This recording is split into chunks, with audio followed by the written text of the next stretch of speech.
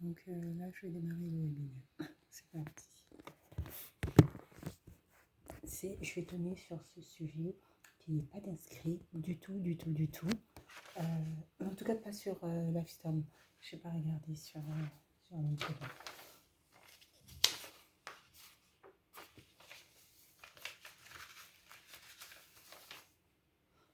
Il a les pouvoirs exceptionnels du Conseil. Article 16 de la Constitution.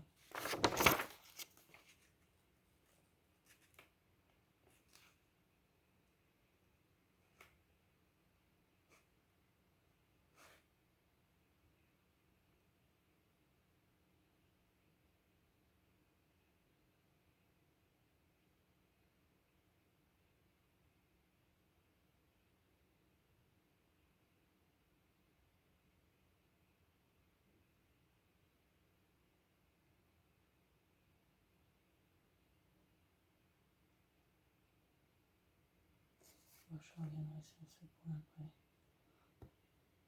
C'est pas l'objet là. 20 minutes, j'aurais pas le temps de faire tout ça. 20 minutes, j'ai juste le temps de... le sujet est beaucoup dense. 21h.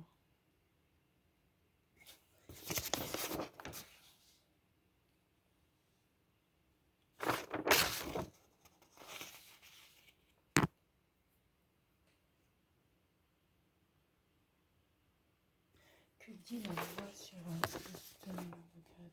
l'état d'urgence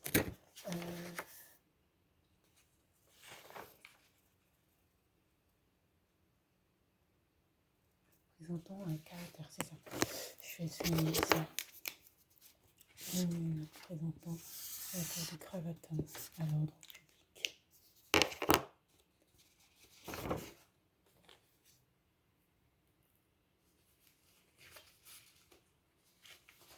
Ok, c'est parti.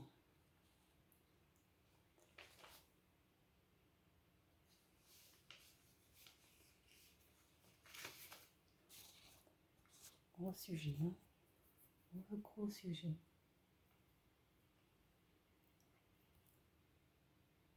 Donc bonsoir, nous sommes en l'occurrence le jeudi 26 août 2021, il est 21h et je démarre donc ce webinaire qui porte pour sujet sur l'état d'urgence.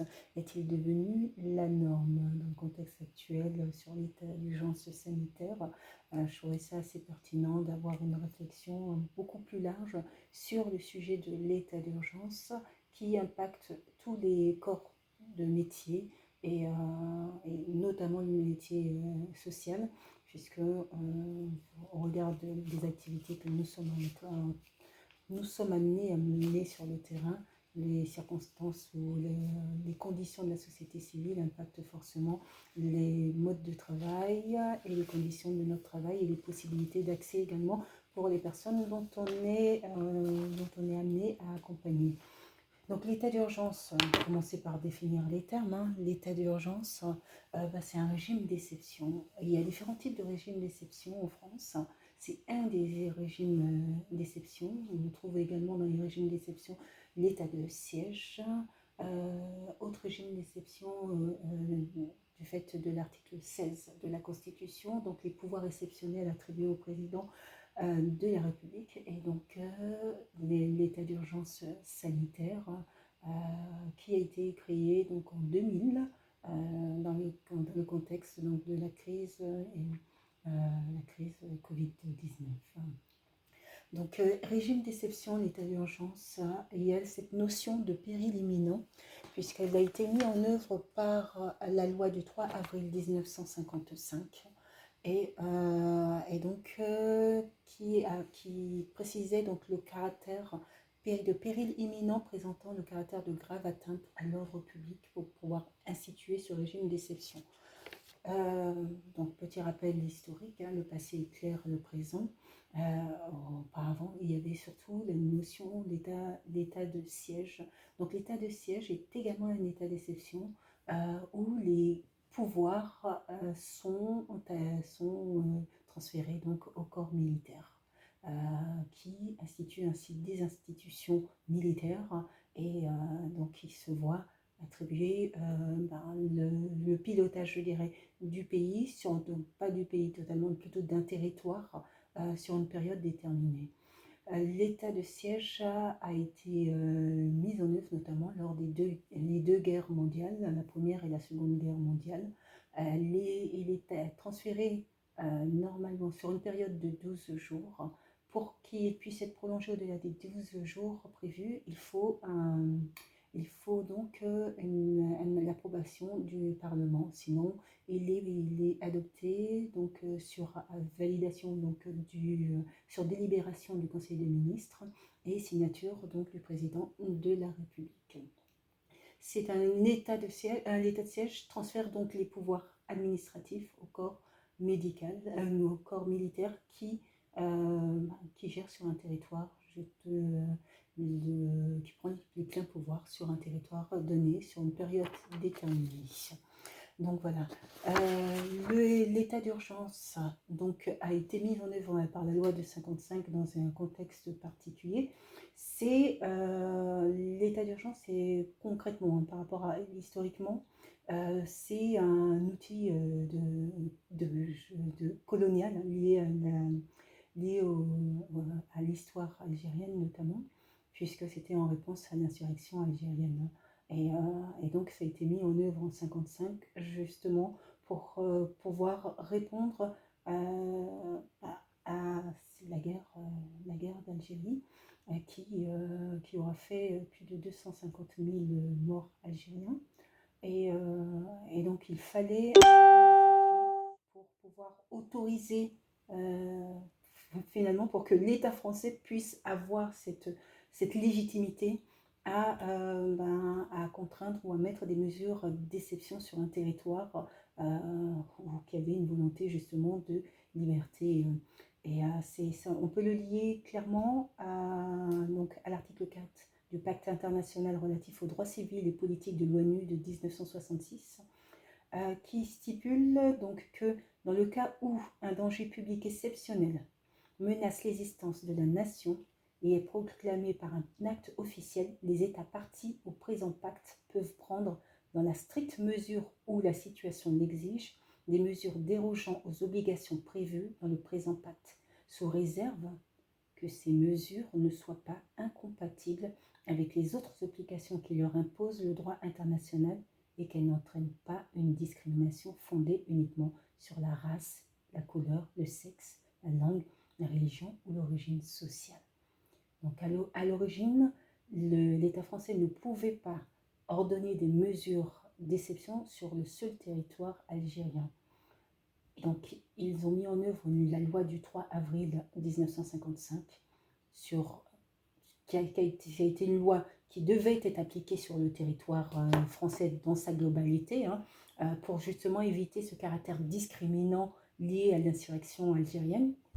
Et donc, cette loi va permettre justement de pouvoir appliquer après, par décret, donc appliquer un régime d'exception sur le territoire algérien. Ça sera mis en œuvre, donc si je ne me trompe pas, la guerre d'Algérie, on en est sorti en 61 et ça sera mis en œuvre jusqu'en 63, en 1963.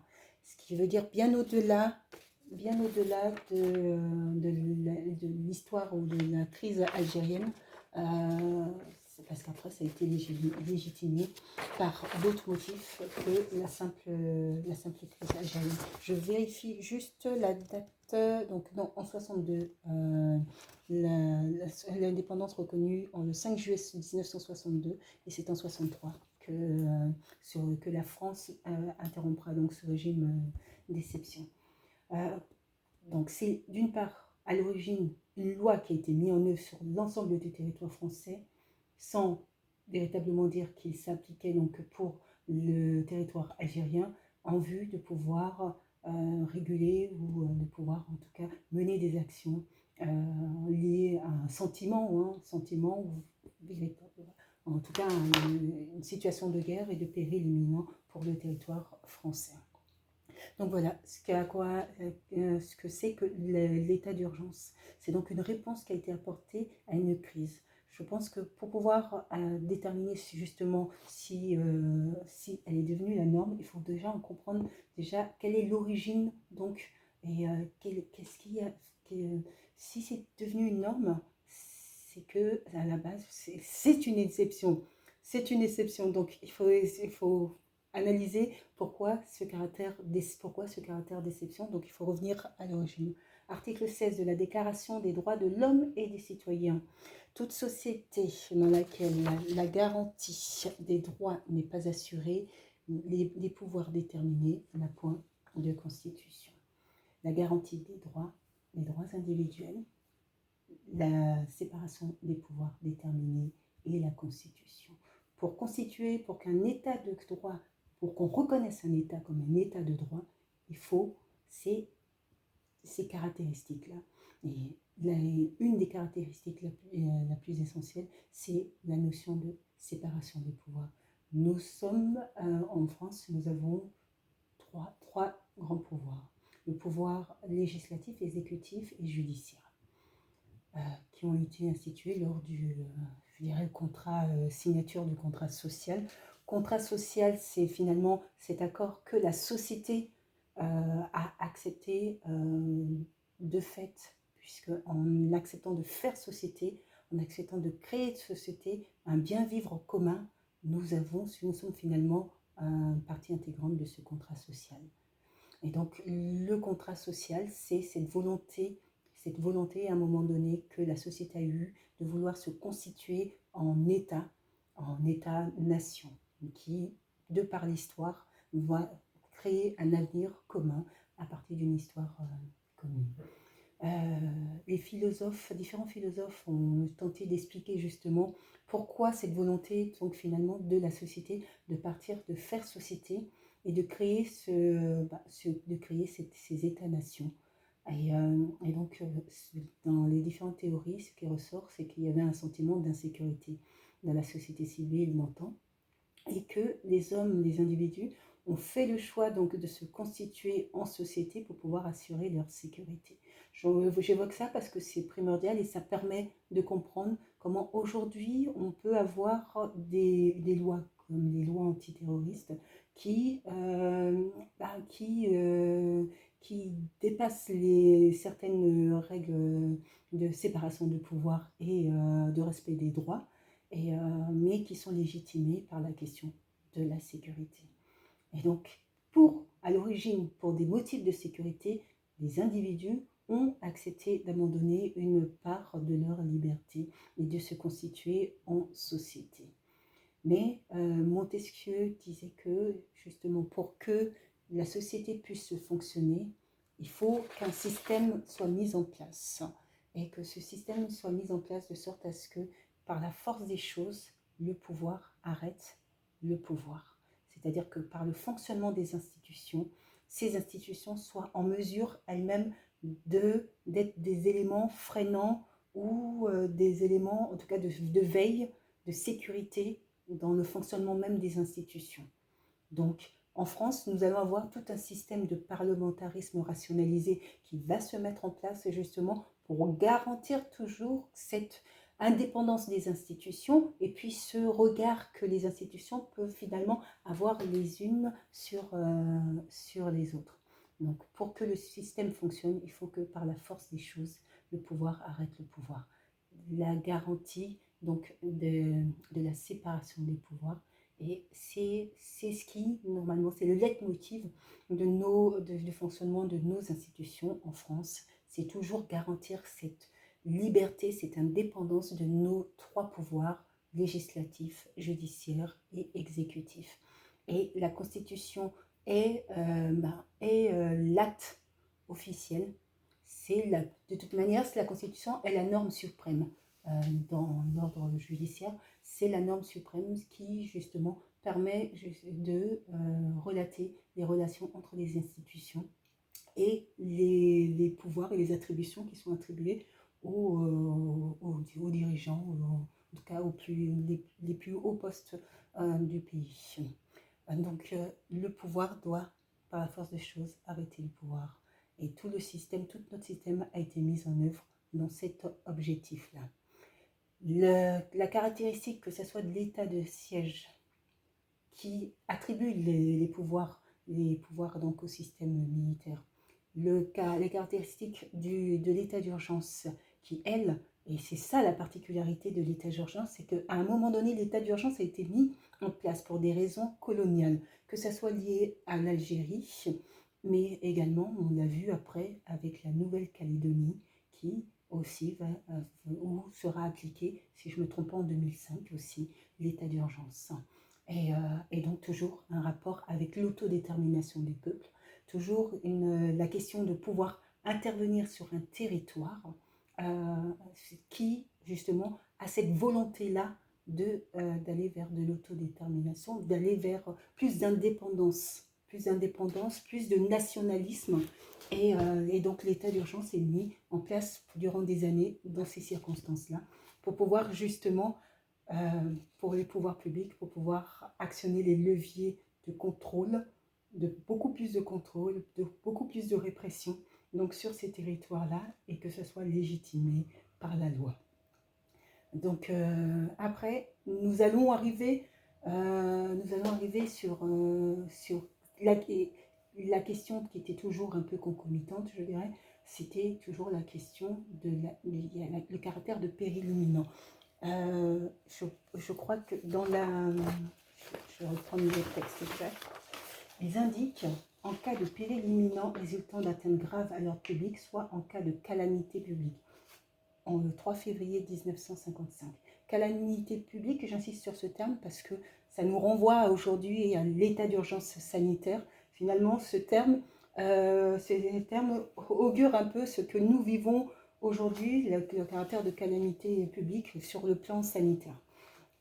Et donc le caractère donc, de péril imminent est la caractéristique finalement qui fait que, et c'est toujours une question de sécurité finalement, les individus acceptent à un moment donné d'abandonner leur sécurité, de restreindre de plus en plus leur sécurité pour des raisons de restreindre de plus en plus leur liberté, excusez-moi, pour des raisons sécuritaires.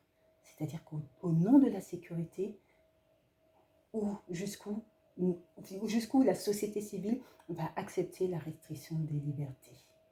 Et le risque, c'est que en accordant de plus en plus d'attributions, de plus en plus de plein pouvoir à des organisations qui se retrouvent justement à gérer ces pouvoirs exceptionnels, déjà d'une part, ça veut dire que pour les citoyens, ils restreignent de plus en plus leur liberté et il se pose la question également de la sortie des régimes d'exception qui sont aussi primordiales justement donc à anticiper pour éviter justement que le régime d'exception devienne finalement le régime de droit commun. Or, ce qu'on peut constater maintenant, c'est qu'on va plutôt vers un régime de droit commun qui sont légitimés dans des lois, dont notamment la loi antiterroriste, qui finalement est une manière de traduire le régime d'état d'urgence, mais sous forme de loi de droit commun. Donc l'état d'urgence, comme je disais, il y a la caractéristique donc, coloniale, mais il y a la caractéristique aussi, et qui est là, qui est au cœur donc, de la problématique, donc séparation des pouvoirs, c'est-à-dire qu'à un moment donné, les administratifs disent, nous n'avons pas le temps, il y a le feu, entre guillemets, il y a le feu, mais il y a une situation de crise qu'il faut gérer. Et cette situation de crise, nous n'avons pas le temps d'attendre que le corps judiciaire, qui bien souvent a des lenteurs pour réagir, que le corps judiciaire donne ses accords, pour pouvoir intervenir. Voilà. Et finalement, c'est d'une part reconnaître que le système judiciaire est lent, est beaucoup trop lent dans certaines situations, et qu'en attendant le système judiciaire, on prend le risque par rapport à la sécurité de l'État. Et donc, pour évincer le système judiciaire, on met en place un régime d'exception, et ce régime d'exception permet ainsi de prendre des dispositions sans l'autorisation du corps judiciaire et de pouvoir actionner les leviers pour pouvoir agir très rapidement. Donc, c'est un régime qui finalement évince ou en tout cas modifie les modalités d'action du corps judiciaire. C'est l'administratif qui prend le pouvoir et l'administratif qui gère justement les dispositions d'exception et finalement le corps judiciaire vient en second plan. Ce qui va à l'encontre bien sûr de l'article 16 de la Déclaration des droits de l'homme et du citoyen, puisque la séparation des pouvoirs est primordiale pour la reconnaissance d'un état de droit et donc d'une constitution. Et ce qui veut dire que lorsqu'on est en régime d'exception, nous ne sommes plus dans des états de droit, nous sommes dans des régimes particuliers où les pouvoirs sont finalement concentrés sur un certain nombre d'institutions ou d'individus. Et finalement, il y a des risques dans les régimes d'exception. Et c'est pour ça que les régimes d'exception doivent être de très courte durée, de sorte à ce qu'on puisse en sortir très rapidement, parce que le risque, c'est que les pleins pouvoirs qui sont attribués lors de ces régimes, que ça puisse être, qu'on puisse en abuser et qu'on puisse dériver vers des régimes qui ne correspondent pas du tout à celles que souhaitaient les citoyens et la représentation nationale au préalable. Mais les législateurs ont sous-estimé le poids et l'influence que pouvait avoir cette loi de 55, qui avait été pensée simplement pour pouvoir agir sur l'Algérie, sans le dire vraiment.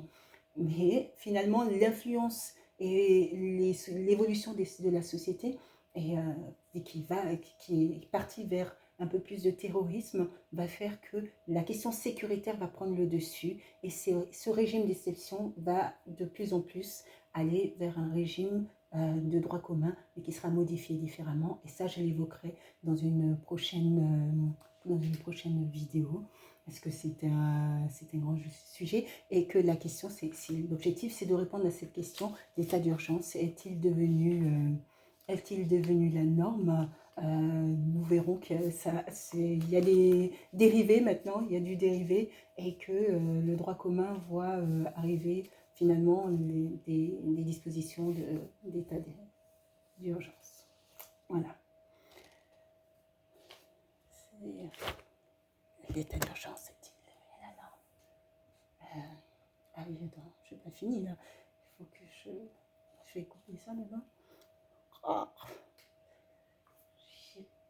Ça a été, je n'ai pas dit, de toute façon, en 20 minutes sur un sujet comme ça, le sujet,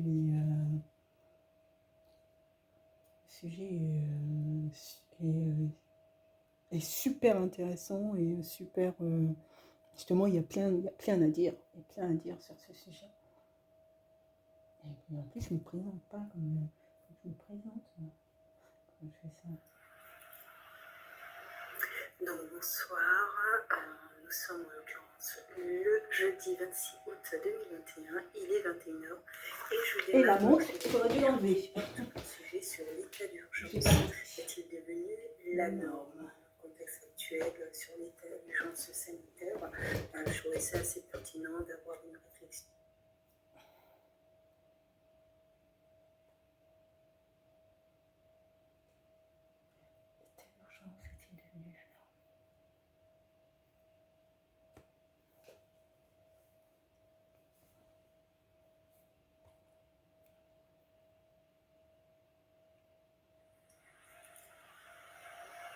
Donc bonsoir. J'ai un peu du mal à me réécouter après. C'est comme à me relire d'ailleurs. Là, il faut que je le mette sur YouTube. J'ai pas fini parce qu'il y a aussi la Nouvelle-Calédonie qu'il va falloir que j'aborde lors de la prochaine vidéo. Et puis les pouvoirs exceptionnels de l'article 16, donc attribué au président de la République.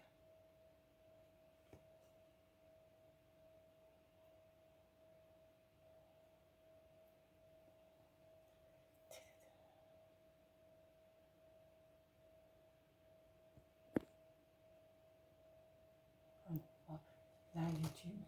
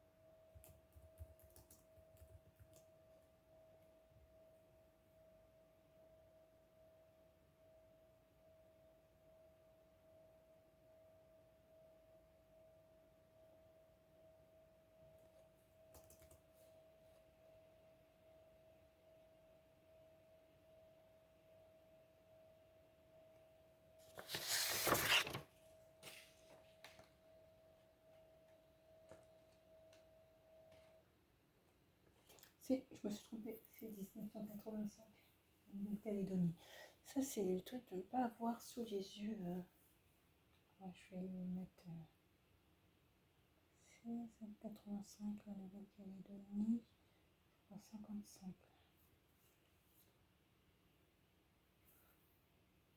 Bon, a priori, c'est pas un sujet qui est intéressé.